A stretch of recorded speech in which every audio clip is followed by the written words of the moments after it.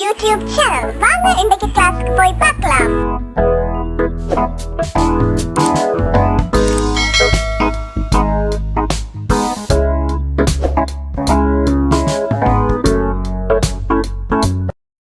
அன்பான மாணவ செல்வங்கள் அனைவருக்கும் எனது அன்பான வணக்கம். நாங்கள் இன்று தரம் 2ற்கான சுற்றாடல் பாடத்திலே கடைசி அலகான அலகு 16 எமது உதவி தேவைப்படுவோர் என்ற அலகை பார்க்க இருக்கிறோம். வாருங்கள். நாம் ஒருவருக்கொருவர் உதவி செய்து வாழ பழகிக்கொள்ள வேண்டும். சமூகத்தில் எமது உதவி தேவைப்படுவோரை நாம் சந்திக்கும் இடங்கள். பல இடங்கள்ல நாங்கள் எங்களுடைய உதவி தேவைப்படுவோரை நாங்கள் சந்திக்கின்றோம். ஒன்று பாடசாலையில், சமயஸ்தலத்தில், வைத்தியசாலையில், பாதையில் பயணம் செய்யும் போது, பேருந்தில் பயணம் செய்யும் போது. இது பற்றியெல்லாம் நாங்கள் தரம் 1 எமது உதவி தேவைப்படுவோர் அலகிலும் பார்த்திருக்கின்றோம். நீங்களும் அதனை ஒரு திரும்ப பார்த்து கொள்ளுங்கள். பாடசாலையில் பல்வேறு வேலைகளின் போது நாம் உதவி செய்ய நேரிடும். உங்களுக்கு உதவி செய்ய நல்ல விருப்பம் இல்ல, அதனால மகிழ்ச்சியும் சந்தோஷம் ஏற்படும். என்ன, நண்பருக்கு தெரியாத ஒரு விடயத்தை இயன்றவரை சொல்லிக் கொடுத்தல். சொல்லிக் கொடுக்குற நீங்களோ நண்பருக்கு தேவையான பொருள் ஒன்றை கொடுத்து உதவுதல். ஏன்னா பென்சில் இல்லைண்டா, ரேசர் இல்லைண்டா, சாப்பாடு கொண்டு வர இல்லைண்டா எல்லாம் கொடுத்து உதவுற நீங்கள் எல்லாம். இதைவிட அவசர நிலைமைகளின் பொழுது நாம் செய்யத்தக்க உதவிகள். ஒருவர் விழுந்த போது, ஒருவருக்கு விழுந்து காயம் ஏற்பட்ட பொழுது, அல்லது ஒருவர் மயங்கி விழுந்த போது டக்கண்டு நாங்கள் என்ன செய்வோம்? உடனே உதவி செய்வோம். என்ன, தூக்குவோம், கொண்டு போய் காற்றுப்படக்கூடிய இடத்துல எல்லாம் வைத்திருந்து நாங்கள் முதலுதவி செய்வோம். என்ன, உதவி செய்தோரை பாராட்டுதல் ஒரு நல்ல பழக்கமாகும். என்ன, யார் எங்களுக்கு உதவி செய்தாலும் அவர்களை நாங்கள் பாராட்ட வேண்டும்.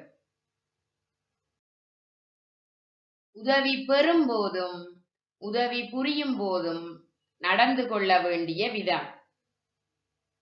வேண்டுகோள்களுக்காக இன்சொல் பயன்படுத்துதல். இந்த உதவியை செய்து தாரீங்களா என நல்ல மாதிரி கேட்க வேணும். அத்தோடு நல்ல நடத்தையை கைக்கொள்ள, செய்த உதவியை பாராட்டுதல், நன்றி தெரிவித்தல். ஏன்னா நாங்க நன்றி தெரிவிக்க வேணும். யாராவது எங்களுக்கு உதவி செய்தா இல்லாம என்ன தேங்க்யூ சொல்லுவோம். ஒருவருக்கு உதவி புரிவது ஒரு உயர்வான பண்பாகும். நான் இப்ப உங்களுக்கு ஒரு கதை சொல்ல போறேன். ஒரு உதவி தேவைப்படும் ஒருவர் கூறுகிறார், பல நாள் பட்டினி, உண்ணா ஒன்றும் இல்லையே, நான் வறண்டு போகுதே, தண்ணீர் தர மாட்டீர்களா? இதனை ஒரு பிள்ளை பார்க்கின்றது. அம்மா, அந்த தாத்தா பல நாள் பட்டினியா, ஏதும் கொடுப்போம், பருக நீரும் கொடுப்போம் அம்மா. தாய் சொல்லுறா, அது மிக்க நல்லது, புண்ணியங்கள் கிடைக்கும், இந்த சோற்றை கொடுங்கள், தண்ணீரும் கொடுங்கள். பிள்ளை சொல்லுது, இதோ தாத்தா, சோறு உண்டு மகிழுங்கள், பசியாறுங்கள், இந்த தண்ணீரையும் குடியுங்கள். அந்த உதவி தேவைப்பட்ட முதியவர் சொல்லுகின்றார், மகளே, புண்ணியம் கிடைக்கும், எனது பசி தீரும், உங்களுக்கு புண்ணியம் கிடைக்கும். அப்ப உதவி செய்தவர் எங்களுக்கு, நாங்கள் உதவி செய்யும் பொழுதும் எங்களுக்கு சந்தோஷமாக இருக்கும். உதவி பெற்றவர் அதற்கு நன்றி கூறுகிறார், பாராட்டு கூறுகின்றார். கூட்டாக இணைந்து வேலை செய்யும் விதங்கள்.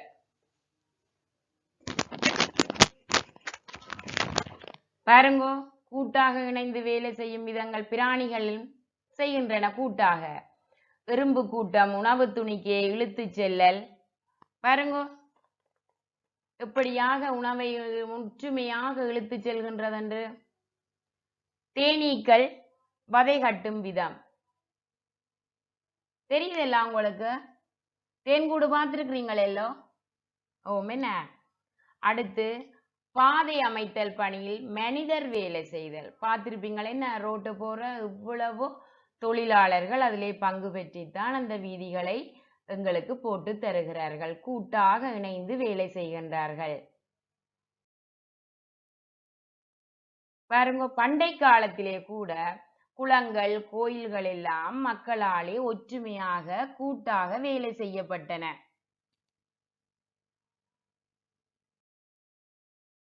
இந்த கூட்டாக வேலை செய்வதால் கிடைக்கும் நன்மைகள் இதுதான் உங்களுக்கு எக்ஸாமுக்கு வரும். கூட்டாக வேலை செய்வதால் கிடைக்கும் நன்மைகள் என்னென்ன? வேலைகள் இலகுவாதல், ஒற்றுமையை கட்டியெழுப்புதல், நேரம் மீதமாதல், களைப்பு குறைவு. எல்லாருமாக சேர்ந்து கூட்டாக வேலை செய்யறதால வேலை ஈஸியா முடிஞ்சிடும்.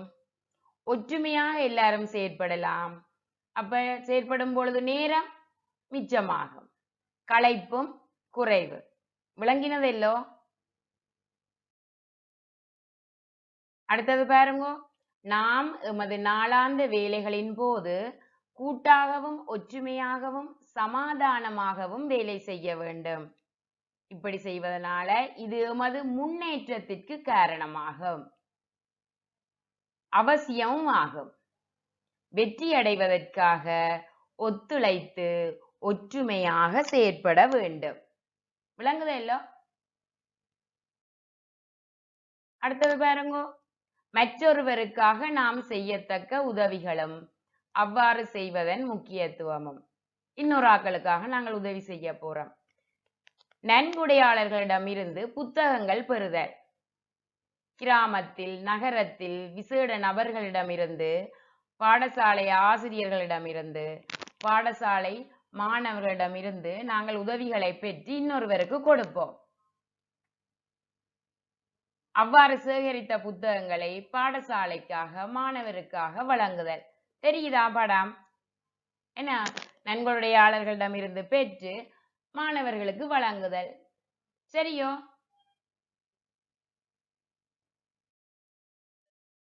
அடுத்தது பாருங்க, பாடசாலையில் நாம் சிரமதான வேலைகள், வகுப்பறை சுத்தமாக்கும் வேலைகளின் போது அந்தந்த வேலைகளை பகிர்ந்து கொள்வதை பார்த்திருப்பீர்கள். பார்த்திருக்கிற நீங்க இல்லோ? ஒவ்வொருத்தர் ஒவ்வொரு வேலையை செய்வோம். என்ன? ஒரு ஆள் துப்புரவாக்கும், ஒரு ஆள் கூட்டும், ஒரு ஆள் தூசு தட்டும். அப்படி பகிர்ந்து கொண்டு நாங்கள் வேலைகளை செய்வோம். வேலை முடிந்த பின்னர் நன்றி தெரிவித்தலையும் அறிந்திருப்பீர்கள். வேலைகள் எல்லாம் முடி என்ன சொல்ற நாங்கள்? தேங்க்யூ சொல்ற நாங்களே இல்லோ? ஓ,